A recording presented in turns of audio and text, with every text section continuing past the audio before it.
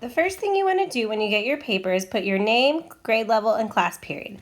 Then you're going to get out your thumbnails and your photos to make sure that they are the way that you want them. Make sure they're balanced, make sure that your objects are overlapping to create 3D space. Now I'm going onto the paper and really lightly marking out just the basic shapes of my objects. I made sure to put down a line to show the very back of the table. Remember, you don't want all your objects to be on the same plane is what it's called, where they're all just right next to each other. Have some behind the others.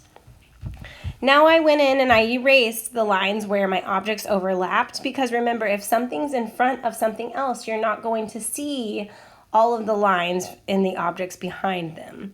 So now I'm going in and I'm putting more confident lines, and I'm ready to start adding more details to these basic shapes.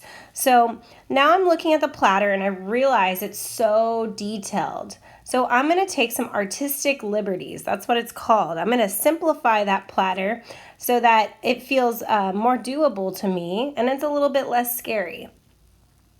It's really important here to make sure that your artwork looks like your artwork. Embrace those happy little accidents that happen.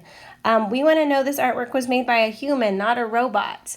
When I start to shade, I am changing how I'm holding my pencil so that I can draw lightly or I can shade smoothly.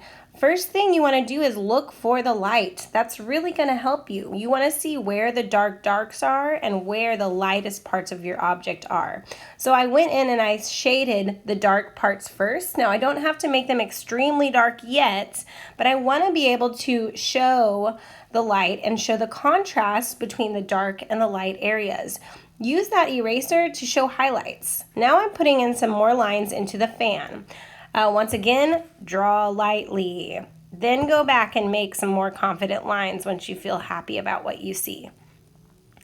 All right, once again, embrace those happy accidents. We want to see it's made by you and that it's unique. Now I'm going back in after doing some more erasing and adding in some confident lines for things that I know need to be there to make the object look like the object.